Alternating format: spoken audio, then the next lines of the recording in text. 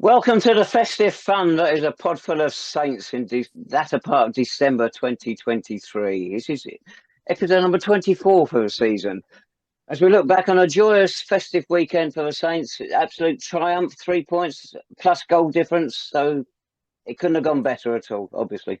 With myself, David Tavener, somewhat bemused looking Lee Wood there. Yeah, I don't know where this is going, Dave, if I'm honest. But yes, Merry Christmas to you both. Are you still feeling in the festive spirit, Tavs? Well, when was I ever in it? Excellent question. Excellent question.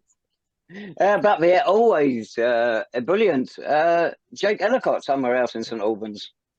Brilliant. I'll You take paying that. him off?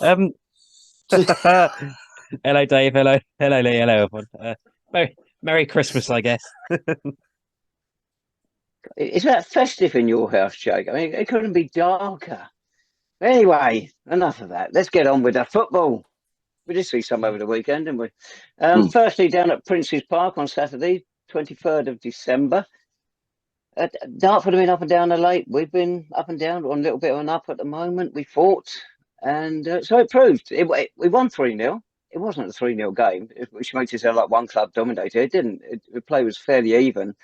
But we defended really well, limited their chances, and our finishing, Shaun Jeffers, Michael Clark and Harun Hamid, superb finishes. But from the side, touchline, it was fairly comfortable. What was it like behind the goal? Go on, Jacob. Set him off, mate. That's because Lee can't remember any of it. It was, I have to say, first half wasn't the most spectacular of games, was it really, from either side? It was poor. I think the highlight was probably, could we have had a penalty? Watching the highlights back, especially on Shaun Jeffers, possibly.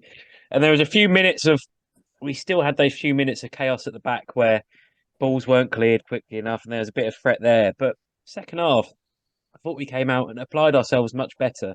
And I don't know how much of it was Dartford and how low on confidence they were going into the game. But I thought going forward, we just looked like we had a little bit more energy, a little bit more zip than they did up front. And as you say, it was down to the finishing in the end. And it was nice to see us score 3 goals and actually sort of they were great finishes and just get those finishes away. So often we sort of dilly-dally with the ball, don't we? But it was brilliant finishes, brilliant goals, and a very rare clean sheet. That's been a long time since we've had one of those. 3 months to the day. That penalty we didn't get, Jake, was that for the foul on George Hoddle or the foul on Mitchell Weiss that you thought should be got for Jeffers? I think, was it? I actually don't know. It must be Mitch. It was the second one. Which one was that? That was Mitch, yeah. There you go. I would imagine, although you're not going to remember much of it, Lee, 'cause it was your birthday, as Jake's already hinted, you rather enjoyed the day too. I remember more than you boys give me credit for, actually. I loved it. I absolutely loved it. One thing I would say is defensively, I thought Clark and Partington in particular just repelled anything that came into our box. It wasn't pretty, but it was effective. I think without his absolutely shockingly bad haircut, you wouldn't have even known that Bradbury was even playing because that was their outlet. That was their one source of threat. And I thought he was pretty much nullified throughout. They had, I would say, the second half of the first half, if you know what I mean, the last sort of 20 minutes of the first half, where they had a lot of ball, they had a lot of possession. But really, I thought we defended relatively well, given the fact that they were still coming at us. We held firm. We still had breakaways of our own. But at the end of the day, Dartford had a poor side. We were discussing this on the train back. I mean, if you cast your mind back to the Dartford sides of old, who have caused us trouble no end, even though we've on the whole got the better of them, the players they've got on show are absolutely shocking. I think, as Jake said there, second half in particular, I thought we were energetic. I thought we were in their face. We matched them for their intensity in the middle of the park. They tried to unsettle us with a few late tackles and all that sort of jazz. But we met that. And I think ultimately, over the course of time, we wore them down and we got on top of them. And the quality of the finishes were absolutely fantastic. Yes, Michael Clark came back into the side, and you sent me some sort of garbled message about him Saturday night, Jake. I think you'd like to sing his praises. Yeah, I mean, I thought he was pretty decent actually, considering how long has he been out? Quite a while, and he just gave us a bit of a calming presence at the back, I thought, and a bit of a threat in the box. Put the ball in for these corners, and who knows, he can actually nod them in. And I just thought it really did help balance the side a bit, but I don't think it was just Clark. I thought Parkinson was good, and also I thought the man in front of them, Ryan Blackman in midfield, actually had one of his better games as well, and I thought that contributed to the defensive display as well because he did a lot of hard work in the middle, winning challenges, winning balls, picking up his obligatory yellow card at some point. He did that and it worked really well. And also, George Hoddle, what did he play? He sort of played right back for a lot of the game, didn't he? Or right wing back. And again, not exactly the most natural positions for him, but I thought he really impressed as well. So I thought the whole defence and midfield really deserve credit for Saturday's win at Dartford. Yeah, you mentioned a few also rans there, Jake, but the man who's carrying the team is undoubtedly Michael Clark. Up to Saturday night, was it his ninth game of the season? In those 9 games, conceded just 5 goals. And in the 19 games without him, conceded 35. So our success this season is totally down to him, isn't it? That's a loaded question. My goodness me. But the one thing I would say, and I've said this before, the one thing about Clarkey is that he knows his game. He knows his strengths. He's sort of like in the Darren Lock type mold where he reads a game probably better than most give him credit for. Sees ball, heads ball, and he knows his limitations in terms of playing it on the ground. But he doesn't have to do that. All he's got to do is win the ball, repel it, give it to the playmakers. And he did that exceptionally well on Saturday. I think it's no coincidence the fact that we've played so well in defence when he's played, because he is their leader. We were questioning the lack of captains, the lack of leaders a few months ago. And I think, him coming back and settling that whole back line down, it's no coincidence, Tabs. It really isn't. Let's have a look at those first 2 goals. Excellent finish by Shaun Jeffers. Keeper's made his mind up for him, really, coming that far and stop him. So beautiful chip over him. Of course, all season, supporters have been crying out for Nobby to pick Shaun Jeffers. He picked him, and now he's got 10 goals. He's a top goal scorer. Question's been answered, hasn't it? He is quiet during games, but he's there to get goals, and he does it. So that's one. I won't say it's one for the supporters, but that will make supporters feel good. The second goal, how did it come? Corner directly into the box. None of his short corner nonsense. We keep doing it still. We get the ball in there. Powerful header in the back of the net. Again, it's what supporters are crying out for. You're not going to score by doing an extra 10 passes down the touchline. Get it in there. If they don't defend it, you get a goal. And we scored down the other end for a second goal for Hemel yesterday, but we ignore that. That didn't happen. But, this is it. If you get the ball in the box, you've got more chance of getting goals. And you mentioned about how poor Dartford were. And you got that great big, well, he's not a lump, Musa Diarra. He was brilliant when he was with us. We loved him, didn't we? But Ibia Canby shook him off so easily for that third goal. And it's only just to keep his legs stopped him getting that goal. Great piece of thinking by Ibi. Stay calm when the ball came back, just laid it into Harun Hamid. And what a beautiful finish. One touch and in that top corner, keeping them stand a chance. Beautiful goal. Yeah, okay, but there was a chance that Akambi had slightly before that, where he was 3 on goal and he sort of just tried to blaze it across. Or he went for the shot, in fact, where he would have had just a little bit of composure, laid it off square, and it would have been a certain goal. There's a brilliant picture of Jake and I behind other goal. Jake's like just gesturing with his hands. I've got my head in my hands because I think the one thing about Akambi, I love the fact he's a bit more direct and he's got enough pace to beat people and he's exceptionally brave. But I think when it comes to his composure, he's severely lacking. But I think he's a perfect foil to sort of come on late in the games when defenders are a little bit tired. But again, I think he added to the game plan on Saturday. To have players like him come off the bench and impose himself upon the game. We were absolute, we were bare bones about a month ago, and now we're starting to get players in, and I think that is really, really going to sort of like hold us in good stead, hopefully going forward.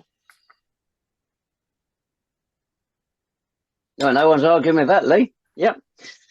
Right, are we going to move on quickly from Dartford then? Take the 3 points. Our biggest score down there. Most were scored away from home against them. Funny enough, previous 9 games against them, we scored 1 goal in all 9 games, not just one in each game. And we looked like we were going to make it 10, but then we went to support it by adding a couple more.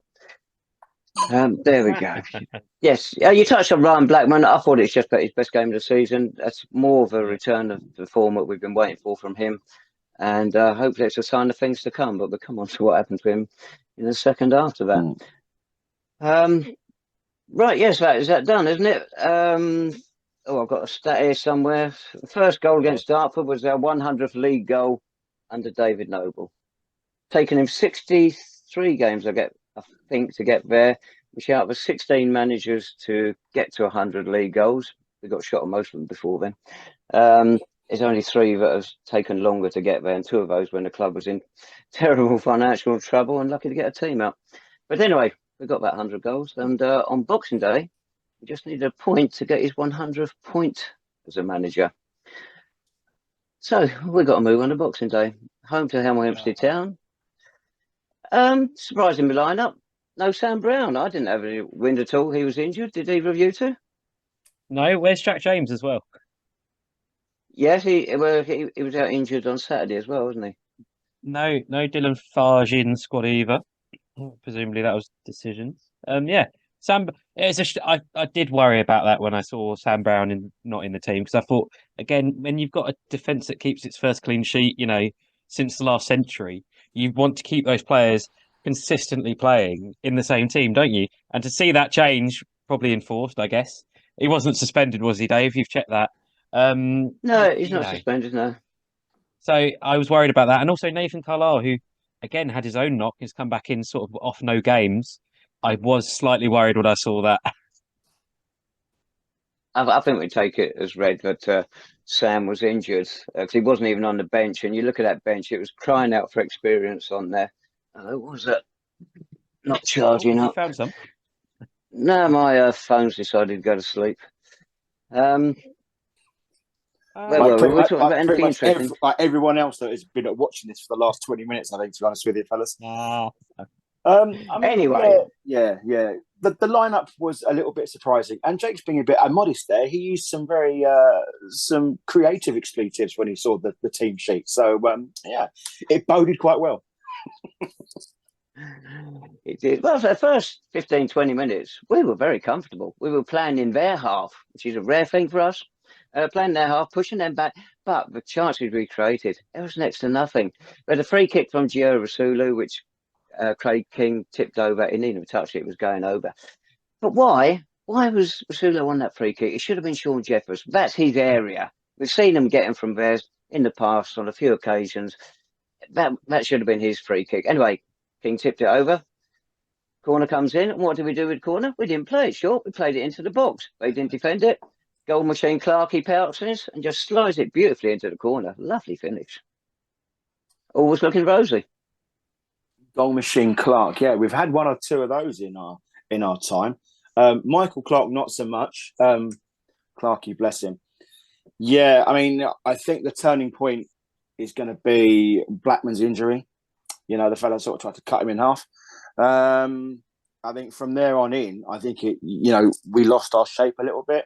I think we lost our composure as well, because I think Blackman started the game how he finished it against Dartford. As you say, Tavs, probably his best game on Saturday, and he's come back in now. He wanted to make an impact against his former side.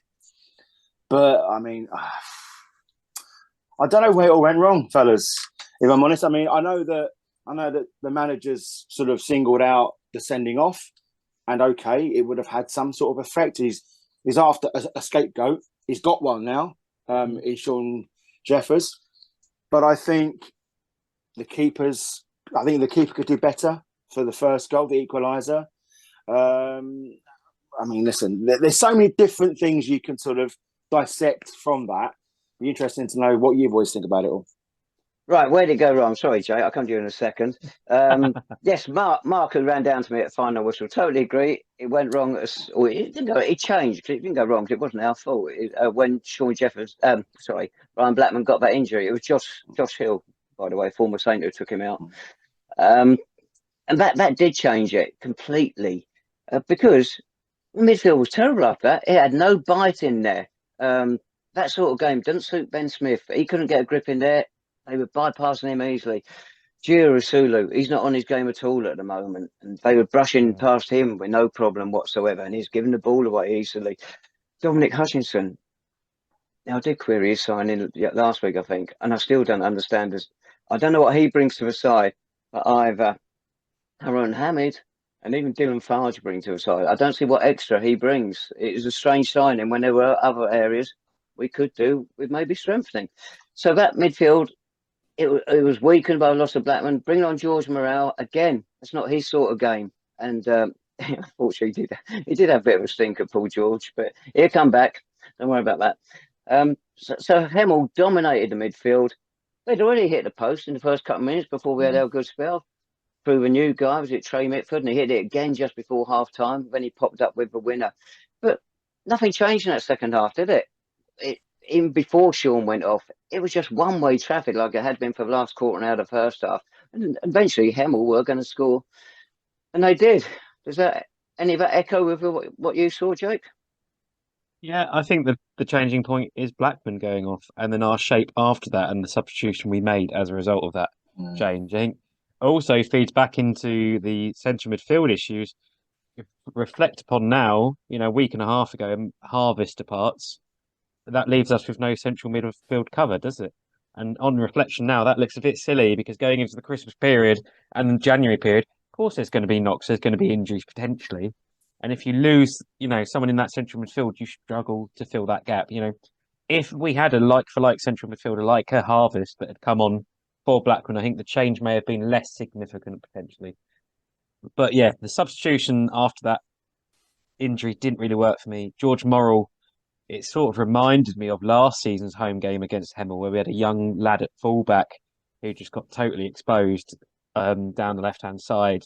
And we brought him off and it all changed after that. And I don't understand why we didn't bring Gautier on, really, for me. A natural defender, changed the shape around a little bit less. George was stuck out on the right. He's a striker, but he was playing right wing back in the end, really, wasn't he? And the balance of the team just went to pot, sadly, after that. And then we just didn't really recover. Hemel, they played the game well. They were smart. I mean, a good example of that is actually Blackman's injury. Josh Hill, he left quite a bit on him. How's that not a yellow card? But half the yellow cards later in the game, they got him for house off. Just a bit of naivety, I think, from the players and the management team yesterday against Hemel, unfortunately, and just didn't quite have that grit or balance in the team afterwards to sort of see it out. You're right about who do you bring on, because you look at the bench we had yesterday: George Morrell, Kieran Gautier, Zane Banton, Harun Hamid, and Ibia Canby. There's not a direct replacement there. Possibility of bringing Zane Banton in, and a more experienced player, but it is a risk because he's not match fit. He's only had 15 minutes so far this season. But you could have brought him on and almost did what you did with Morrell, take him off later on if he runs out of steam. But at least he could have added a bit of experience in there, which may have helped us. Ibia Canby could have brought him in and shifted things around, but that bench, it was weak in midfield, and that's where we got exposed. And full marks at Hemel, and they dominated, and they went for it. For a side that's been in trouble, Bradley Quinton's gone into Christmas with his job under threat. Apparently, he was given 3 games to get it right, but he's won the first 2, so it doesn't bode well for us next Monday. Well, what I would say is this: every dog has its day, and the fact of the matter is, they deserved at very, very least a point out of the game yesterday, and you could probably argue that they deserved all 3. We were very fortunate, even when we had 11 on the pitch. That second half, Dave, you're absolutely spot on, mate. We didn't really create anywhere near enough to cause them any real trouble. Look, I mean, the Morrell thing, I'm trying to be kind because he's young, but he's a heavily inexperienced player. He's playing out of position in a game that is going to be a bit more physical. It was a poor substitution for me.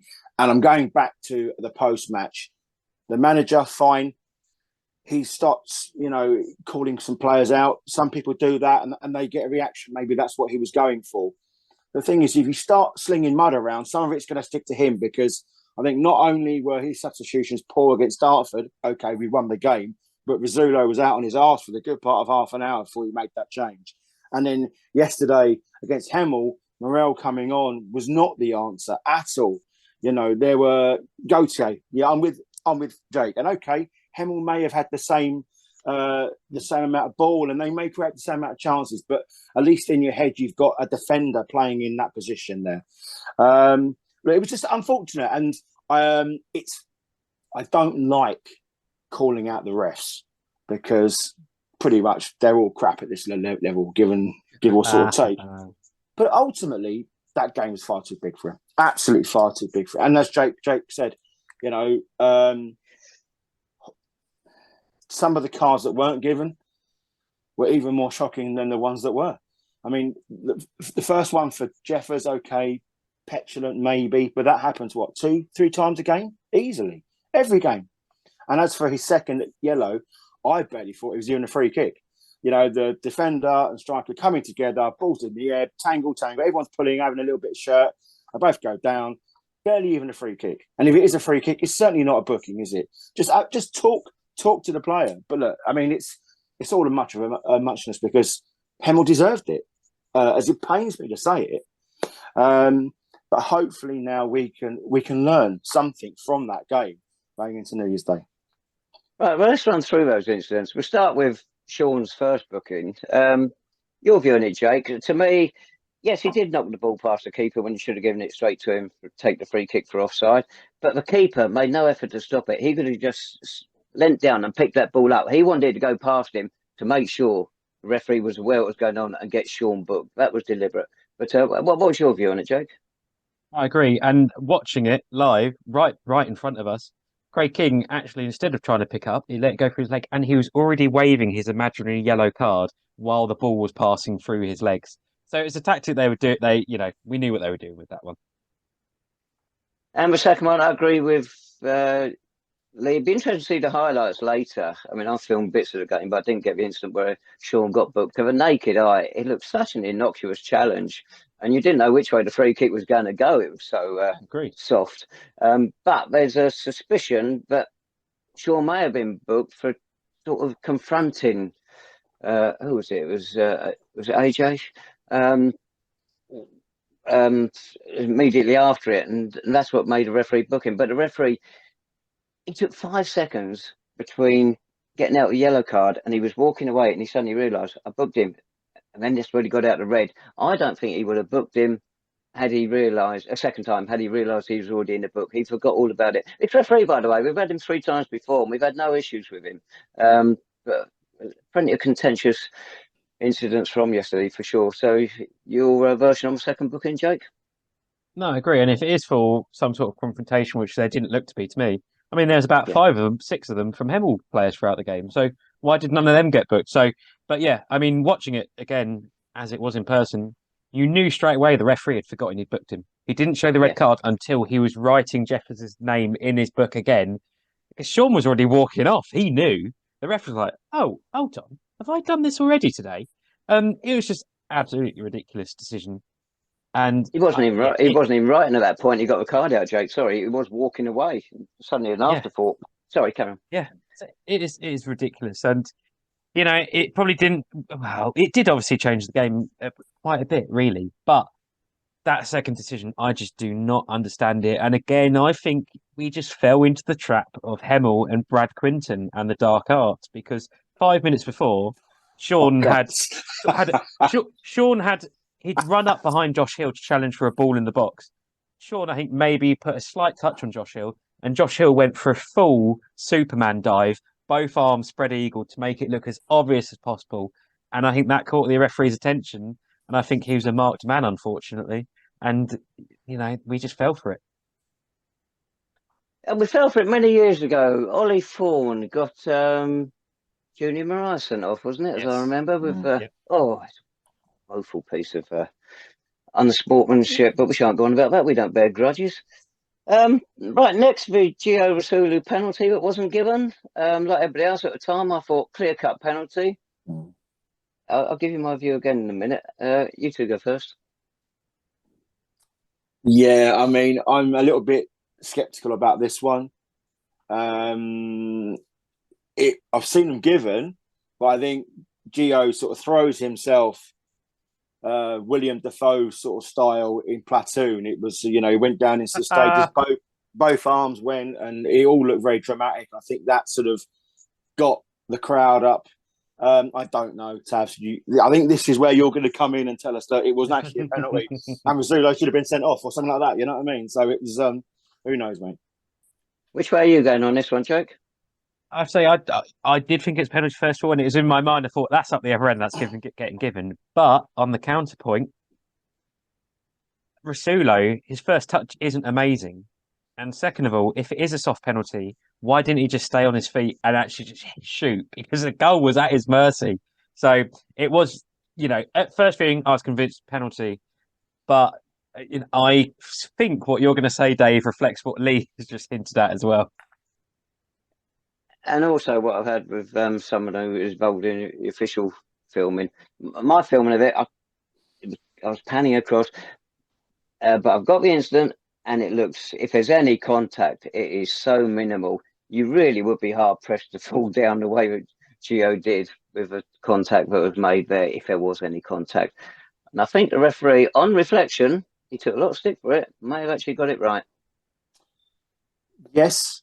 Okay, that's fine. But the thing is, if that comes off and the referee awards a penalty, Rizzulo's a genius, and it gets us back into the game. So I can see why he's done it. And Jake alluded to dark arts and stuff there, playing the officials. And I think Rizzulo was sort of trying to do that a little bit. To your point, Jacob, about Rizzulo's first touch, I'm not entirely sure his first touch has been any good for the last 2 months, mate. So it's no real surprise there. But the thing is, I mean, okay, Tabs. I mean, if it's not a penalty, fine, but I can see why he did it. The game was, moving away from us, mate, and we need to have something there, and that was his one chance. But again, if it was a lot easier for him to stay on his feet and get shot away, then who knows? We'll see it in the highlights tonight. But ultimately, would it have changed a great deal? Probably not. There were too many mistakes from our team, and we got what we deserved, really. Well, psychologically, it would have changed it a lot because we'd gone back into a 2-1 lead. Had we scored a penalty, of course, our main penalty taker has already gone off to do some Boxing Day shopping. It would have changed the game without a shadow of a doubt. But I don't like to see players going down easily like that to try and win penalties. Jake was right. If you stayed on your feet, you can get the glory of getting the goal yourself, not let somebody else score the penalty. But his touch, it did look a little bit heavy. I don't know. It's an unsavoury incident, whichever way you look at it, all the way around. And it's sad that we're talking about those instead of a feast of football because we didn't get it. Hemel played above themselves. They got to have done. So they couldn't have been playing like that all season because they wouldn't be down where they were. But maybe they're now on and up. And it's going to be interesting to see how they play it on New Year's Day. This is exactly what we... Sorry, mate. Come on. No, I was going to say, I mean, but it's all the Blackman sub change, isn't it? That is it. Blackman doesn't go off. I think a lot of that game is, it's a different game totally for me if he stays on. But also, I do want to mention the officiating in general.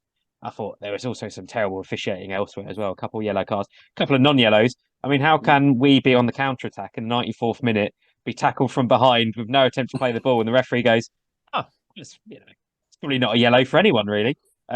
Yeah, and a couple of linos decisions as well. Dave, you mentioned in your notes about was Ichiafano interacting in play for their winner as well. I mean, well, I've now seen a video from behind the goal from a Hemel end, and it looks like Ben Smith may have been just a little bit. He wandered off from the line, and I think he may have just kept him on. The lino might have got it right.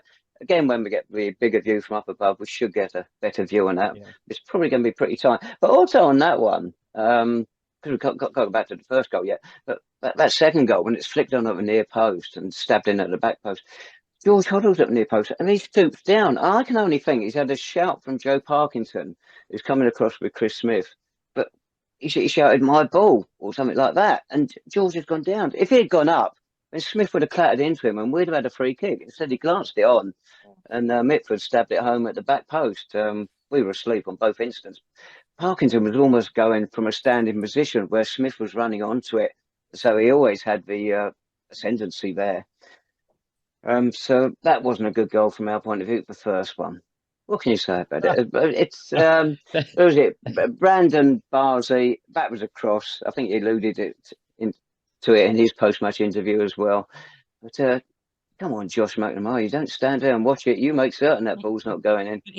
He didn't watch it. He didn't even watch it. He wasn't looking at it. He thought it had gone. It's the bizarrest piece of goalkeeping I've seen at Clarence Park. And we have had some bizarre goalkeeping at Clarence Park. And I commit some bizarre goalkeeping at five-a-side sometimes. It's just unbelievable. As you say, the player admits it. He's crossed it. And to be fair, it is looping. It does look like it is going wide. But McNamara starts walking towards his post as if he's going to get ready to pick the ball up from behind the goal. I just couldn't believe it at all. And watching it back, there's a video on Twitter from behind the Hemel goal. I mean, it just looks even worse. It's going to be on one of those compilations of terrible goalkeeping in the 23-24 season. It's just, I can't believe it. Lee, what do you think? I mean, yeah, it was bad. I mean, seeing it from our end, we didn't really appreciate the gravitas of what had happened because it looked quite, as it high and it went right into the corner off the post. Yeah. Keepers, they're so reliant on their angles and they work on that, don't they? And the fact he's come from like a professional setup as well, you expect him not to concede that sort of goal. I read your Yellow Pages of Doom, Tabs, and I think you went pretty hard on McNamara, which I think was a little bit harsh because he's young. I think he's MJ aside. I think he's the best keeper we've got at the minute. Okay, he's had a howler, but I think you learn a lot about someone when they they hold their hands up, and he wasn't great. He wasn't great at all. There's no two ways about it. And he's not had a really good month, but he's learning his trade. We've got to give him a little bit of grace. We've been absolutely fortunate to be blessed with some wonderful keepers at Clarence Park. On the whole, we've always had some absolute diamonds, but when we do get a young keeper, it'd be interesting to see you're prepared to give Morel a little bit of grace, but not the fact that, and he's made plenty of mistakes in that game, but there was no sort of grace given to McNamara, and I think it's a little bit harsh, mate. No, that's not what I said, Lee. My criticism was actually of the management for putting him in that position because I can't see a lot of difference between him and Sam Bentley. I've said this many times before. Sam's good shot stopper, his handling's all right.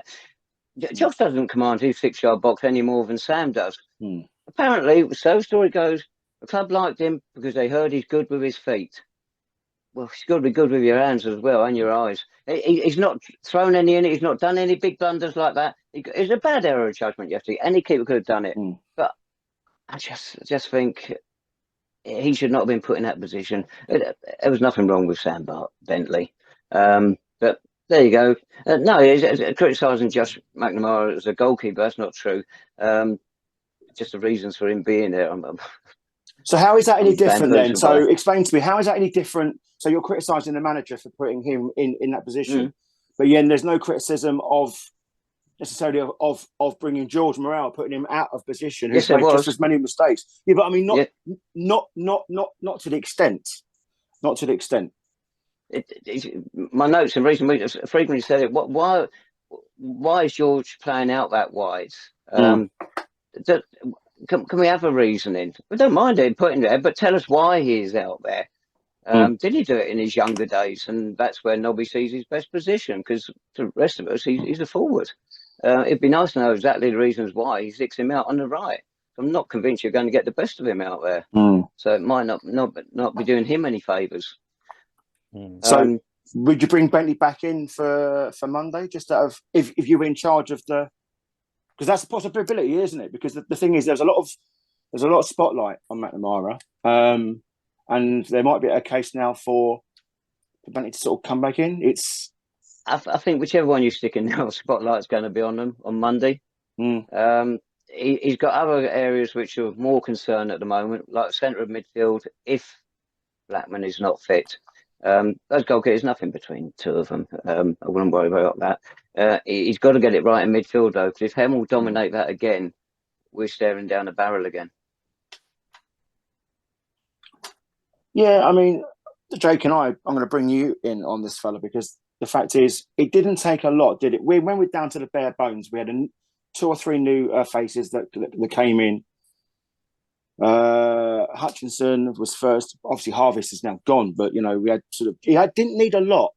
It just needed some more faces. But the one thing we've got is faces. The one thing you haven't got is competition for places. And I think that's where we're sort of falling down a little tiny bit.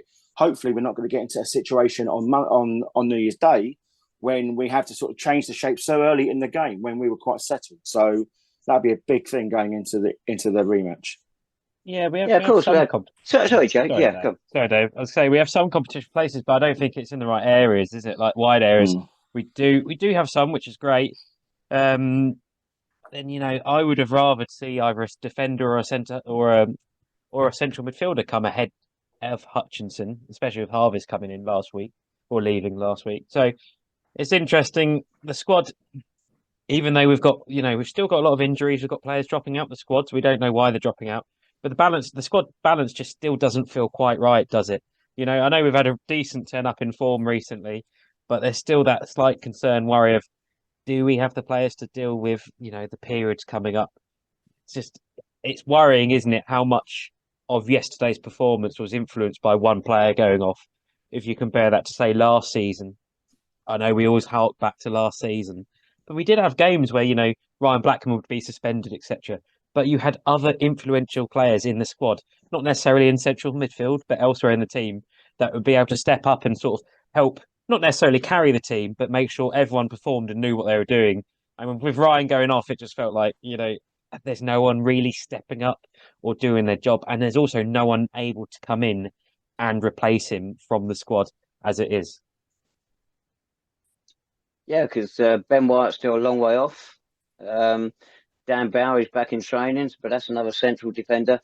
Losing their 2 fullbacks again at the same time. It's not the first time it's happened this season, but it does unbalance that defence without a shadow of a doubt, doesn't it? Absolutely. And it's so unfortunate, isn't it? Compare it to last season, Tafari Moore, Devontae Stanley barely missed a game themselves. But again, I think it throws back to the start of the summer. We didn't really ever replace Kyron Wiltshire, did we? We still haven't. We haven't got anyone that can really do that job. Emmanuel Harvest, could he possibly have done it? Maybe, but he didn't exactly pull up any trees during his spell here. But even he's gone now. So I think it just comes back to that midfield area. It's just an area of concern for me that just hasn't properly been addressed throughout the season. Shaun will be suspended for the Farnborough game a week on Saturday. Can you see Nobby dropping him on Monday and bringing in Ibia Canby maybe? Yes. Yeah, I can. Yeah, I mean, to be fair, Nobby's going to be looking to the games ahead now, and he wants to start getting a Canby some game time because when he's come on, although he's been quite, as I say, direct, has been involved a lot, he's lacked the threat that I think that Shaun just possesses for that one-off chance.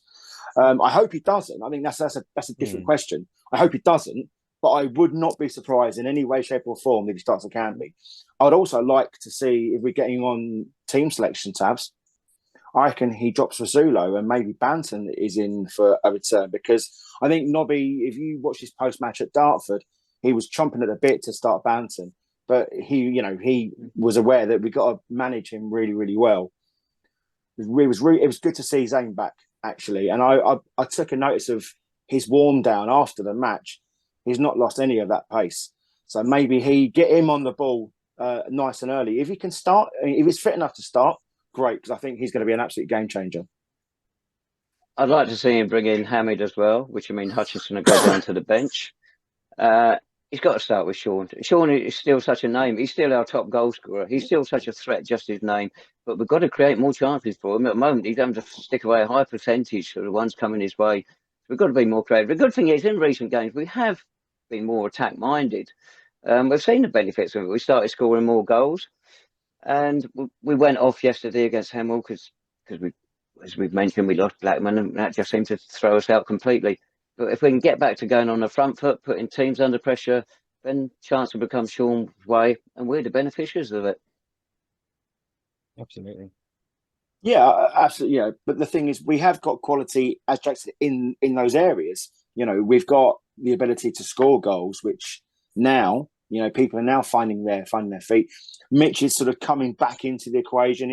He's got to sort of get himself going back after his illness, but he can do that. Akambi, Banton, Hoddle, if he's played in that more advanced area and maybe he's not sort of toyed with playing in the back line or the back five, who knows? But the options are there, Tabs. You're absolutely spot on, mate.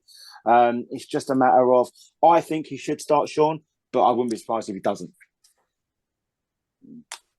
3,500 down there. A fantastic crowd. Our second highest home gate in National League South, only beaten by the home game to Farnborough last season. A flare was thrown onto the pitch during the first half. From the side of the pitch, it looks like there may have been a bit of jostling going on. Did you two witness anything unsavoury? I hope you're going to say no, but I've got my doubts. I think it's well documented that there's some pushing and shoving in the home end. Obviously, we don't want to take the fun out of the game, and the rivalry that we've created over the years with Hemel. It's fun. It can be fun. I think the problem occurred when the Hemel or a group of Hemel fans decided to stay behind the goal that we were attacking. At that point, I think it would have been common sense for the stewards to get in there early and create that divide that they only created after there were some scuffles. The flare, okay, I've been told there were searches going into the ground, but they were, they were spontaneous and they were infrequent. So but the thing is though, Taz, the size of the crowd is fantastic. You couldn't get to the toilet, you couldn't get to the bar, but just to have all those people in there was really, really good. It's good for the club because it shows the intent and it shows the desire for people to come and watch their local football team. No problem with that, mate. But I think it was, I'm not entirely sure what they expected because they knew it was going to be a big crowd. We had the commercial, the new media man post on the socials with Johnny Seabrook saying that it's going to be big crowd, arrive early. With that, unfortunately, comes isolated areas of concern and the queues, and there were some bottlenecks going on, and the stewards reacted well, but I think they should have reacted a little bit sooner as well. It's funny because a couple of times this season, supporters have said to me, "Have we got fewer stewards this season?" They think there's fewer down there. I don't do a head count. Maybe they're right. Maybe they're wrong. I tell you what, though, we've got a picture of the guy with the flare. So if they want some help getting him, we've got evidence. But putting that side of it, that part of it to one side, it was quite muted, wasn't it? It was like last year's game against them, over 3,000, and the Farnborough game. The bigger crowds get, the quieter we seem to get. Well, yeah, there's bits where it does get a bit rowdy and raucous and you get a good atmosphere. But overall, it seems so quiet, which I guess probably a lot of it was down to the fact that we were on the back foot. Yeah, and also the fact that a lot of those people aren't what I would call dedicated supporters. They won't know the songs. They won't know who they're really. Won't know all of the players' names, for example, and they don't sort of. Thing is, when you've got a large crowd, you get groups sort of interspersed around. They're not always going to sort of congregate in one area as much as they sort of do try that. I've got no problem with that. I mean, it was quite. Derby games are always sort of nervy anyway, aren't they? I mean, I like a shout and a holler and a sing as much as the next man. But even on Derby games, I'm biting my nails and I'm sort of, just trying to get the feel of the game and see how we're getting on. But I'm not going to, that is what it is. But I think it was a good game. It was a good game. It had everything, didn't it? It had a few goals. It had a few sort of talking points. The weather stayed fair. So hopefully a few of those thousands of people who don't normally come down to the park will then return. Hopefully we can give them a win in the process. Would be nice, wouldn't it? I would imagine that will have done wonders actually for the gate at Hemel on Monday because they've had these 2 wins over Christmas now and the second one against us. So that's going to stick a few on the gate. So if you are going, it probably is advisable to get your ticket as soon as you can.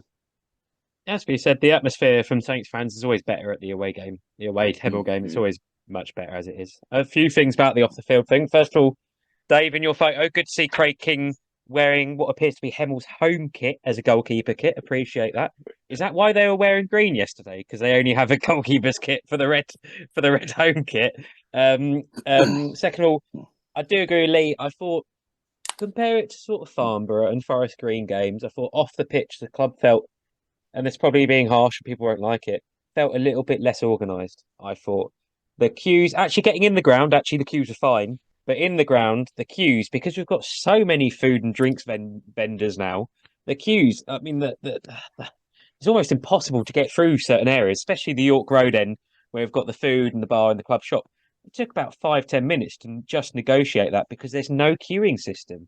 It is just free will, just go where you go. You could have thought maybe the club could have set up queues going around the back of the clubhouse, make a bit more easy that space potentially. That felt a bit disorganised. And again, with the flare going on, I mean, who's chucking a flare on 5 minutes into the game, but then not chucking the flare on when we score?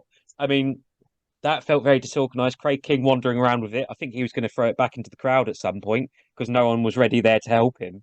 Didn't seem to be any sort of sand buckets, etc. ready. And then, as Lee says, I think by all accounts, we've heard that a few punches were thrown by middle-aged Hemel blokes towards our much younger fans. Again, that should have been sort of planned for, stewarding, etc. And you just wonder if there will be segregation for the next game next year. But I also hope the club don't brush this all under the carpet and sort of pretend, oh no, close our eyes, we didn't see any of that, didn't happen. They need to address it and address the issues because they did happen. But that is going to happen to a big crowd. But the club hopefully will learn from it.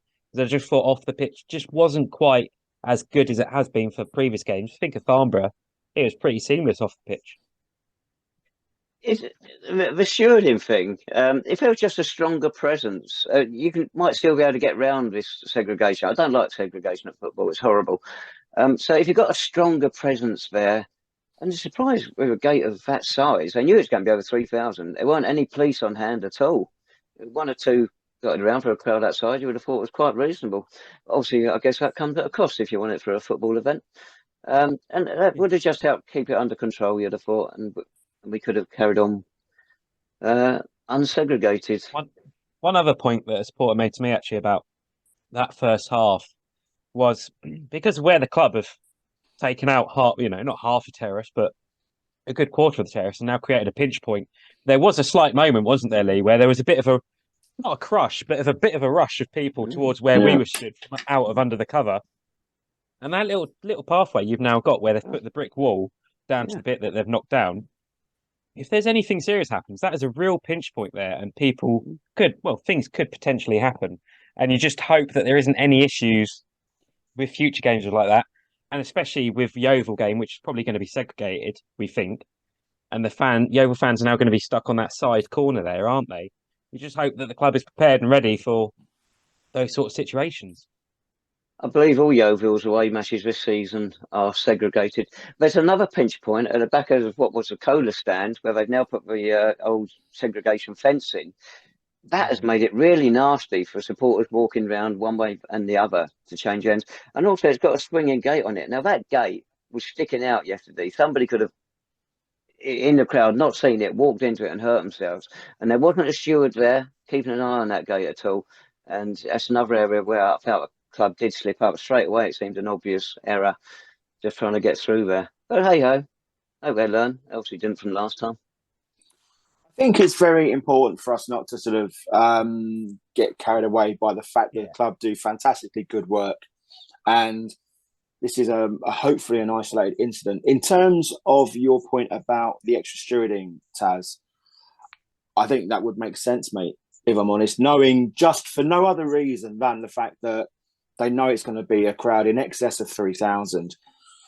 The police thing, I think, again, that is down to cost, but also when you put police into the equation, it can aggravate a situation, aggravate the atmosphere. So I don't know whether that was on the minds. But look, we are picking bones out of a very, very bony fish, which was the Hemel game at home. I think on the whole, it was good. I think I was left the ground yesterday after the final whistle, obviously despondent, as you would imagine. But there's a family from Macclesfield who's just moved to St Albans just before Christmas. And I heard them discussing, I was earwigging. They were very unhappy with, their first experience at Clarence Park. And I tried to explain to them that it wasn't always like that, and I hope that they return. It was a one-off, it was a big sort of derby game, Christmas as well. So I hope sort of that factors into the fact it was just a bit chaotic. But I do think if the club know there's going to be so many people down there, they can sort of facilitate the whole situation a little bit better. But let's hope, as Jake says, we live and learn for the bigger tests that are going to come as well, particularly Yeovil. I tell you what, Lee, I wasn't happy with my first experience at Clarence Park either. It was a 3-2 defeat to Hertford Town in March 1970, and I'm scarred for life with that. But hopefully that family from Macclesfield will be back and see better times down there, because I didn't witness any trouble, and I'm sure a lot of people down there didn't. They just enjoyed the occasion of seeing a massive crowd down there. Just one or two people probably got a bit carried away, would be generous to say. Yeah, good point. Yeah. Right, the return match on New Year's Day. Any predictions? Oh dear. I'm going to go 3-0 to the mighty Saints. Christ. I'm still drunk, mate, from Boxing Day, so I don't care. Yeah, that's true. Okay, I tried it for this one. I'll go 2-2. Just try and magic it into existence. Long overdue. Oh no, we had one earlier this season, didn't we? In the Charity Cup. So it's not long overdue. No, Hemel crumble at home. 2-1 win for the Saints. Obviously, that's what's going to happen. On the prediction front, who are you going to go for champions? We're at halfway stage of the season. Dicey. I think it could just about be Yeovil. Are you going to go along with that, Lee? I'm afraid so, mate. Yeah, I can't. I think with the quality in their squad, I can't see past them, to be honest with you. I mean, they've got a big squad. They got a crowd of over 6,000 yesterday. It eclipsed when we went down there in 1987, I think, and that was over 6,000. It even eclipsed that one. I can't see them slipping out, even if they have a bad run. They got about a 10-point lead now or something, haven't they? So it's sitting pretty. Yeah, and they're I mean, they should be, shouldn't they? Big club, good squad, big budget from everything that we've heard. So they should be winning it comfortably, really. Taking us out of the equation, who are you going to go for the playoffs then? 6 spots up for grabs. Can you see anybody sneaking in there who's not in there at the moment? That's the point, really, isn't it? Because Hampton, they're going great guns. I can't see them falling out of it. Bath, Torquay, you would imagine, but big club, but they're not firing 100%. Lost at home to Truro yesterday. Maidstone again, a biggish club, but out level now. You'd imagine them with Yeovil, with 3 relegated clubs contending. Who else is going to sneak in there? You'd like to think that Dartford can't be as crap as they were for the rest of the season against that. So, but you look at the likes of, I think it goes down to as far as, I think even Braintree. No one likes to play them. They've been there before. They win games. They're not pretty on the eye. They haven't got any flamboyant players, but they win games and they're relatively quite consistent. Who else is there? Yeah, Dartford, mate. God forbid, Hemel. Which is an absolute travesty given how poor they have been. I haven't got the table in front of me, but I'm pretty sure there's not a lot of points between where we are and the playoffs now. We were only three points off on Saturday. We're 6 points off now. Yeah. Maidstone, you'd expect them to be up there, wouldn't you? Yeah, but it's the usual runners. But you'd think Torquay, you're looking at them, aren't you? Really, possibly Hampton. I struggle to see Hampton sort of maintaining that momentum. But again, it's so many. Everyone's like for like at the minute. It was only like 2 weeks ago. Young Jacob was talking about relegation places, and on Saturday on the train home, we were enjoying our Merlot and our charcuterie, and we were talking about 3 points off the playoff places. So that's how quickly things can change in this league, boys. Yeah, because Avery are up there early in the season. They're gradually slipping down. You're right about nobody likes to play Braintree. Nobody likes to support or watch them either. Farnborough, can't see them being consistent enough to get in there. Slough and Western both got off to bad starts, and they've both had good runs lately. Talking of Slough, Johnny Goddard became a father. I think it was on Christmas Day. They're too far away. Dartford, you expect them to be up there. I can't see it on what we've seen the 2 games against them. It will change, but the top 7 as it is, it looks pretty solid because there's nothing consistent enough to come up there. What about the bottom 4 then? Who's going down? Hemel reserves. Now this is dangerous. Yeah. We're out of the equation. Ignore us. You sure? Yeah. I mean, haven't are some way off, aren't they? Still. Yeah, they've won 3 of the last 4. Yeah, but I'm saying that they're what, 13 points off safety now? Yeah. Dover. And they played a game more. Dover, I think, are cast iron to go down. Right. I don't know who's down there. Western? I think Welling and Eastbourne are at 21st, 22nd, aren't they, Dave? Sorry. And I think they are both surprise packages for where they are at the minute. Definitely. Which means you can see Weymouth being sucked in. Taunton have got financial problems. I would tip them as one of the ones. They've got 6 points in hand at the moment, but I tip them to go down. To be honest with you, boys, I'm looking at the bottom. Now I've got the table up. Havant, Dover, Welling and Eastbourne. I would not lose any sleep if I don't go to those places ever again. So, I mean, I'm quite happy with that. End the count. Right, that's done then. Done. Absolutely. Right, no game for us this Saturday. I'm going to go to Hartenden Town. They got a new terrace in all down one side. We could have given them a bit more because we cut a chunk out. We told nobody about. We could have given it to them. They could have put it to good use. And then, of course, over to Hemel on Monday. Oh, on that joyful note, Hemel on New Year's Day. What more do you want? We will speak to you again after that game. If you have any questions, Podful of Saints on Twitter, email description below. And yes, we will speak to you again next week. So come on, you Saints, and we'll see you very soon. Bye-bye.